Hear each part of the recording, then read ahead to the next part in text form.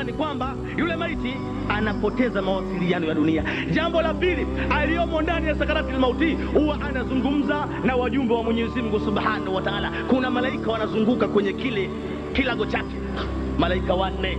Mmoja anakaa miguuni, mwingine anakaa kichwani, mwingine anakaa upande wa kulia, mwingine anakaa upande wa kushoto. Alafu wale wote wanamsemesha kwa zamu, yani kila baada ya zamu yule mwenye zamu yake ndio anazungumza na yule maiti. Na wa kwanza anamueleza, fulani, mimi ni fulani, mimi ni mjumbe wa Mola wako bwana, nimetumwa nije nikubashirie safari ya kwamba nimetembea mashariki na magharibi kutafuta riziki ya kula wewe. Lau kama ile tone ya kudonyoa njiwa wallahi sikupata kuona, basi hapana shaka riziki yako imemalizika, hutakula tena, hutatia kitu kinywani kikaingia wewe, ila mpaka unakwenda mbele ya nyumba ya Mwenyezi Mungu Subhanahu wa Ta'ala.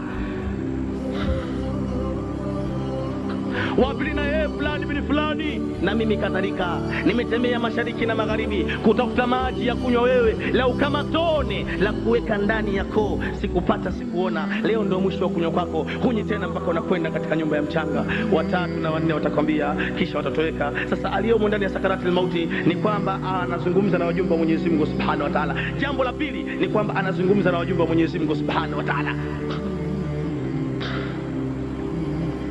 Jambo la tatu, aliyomo ndani ya sakaratul mauti huwa anaonyeshwa matendo yake yote aliyotenda katika dunia. Enyi watu tulio wengi majumbani tuna televisheni. Kuna kipindi maalum katika televisheni kinaitwa matukio ya wiki.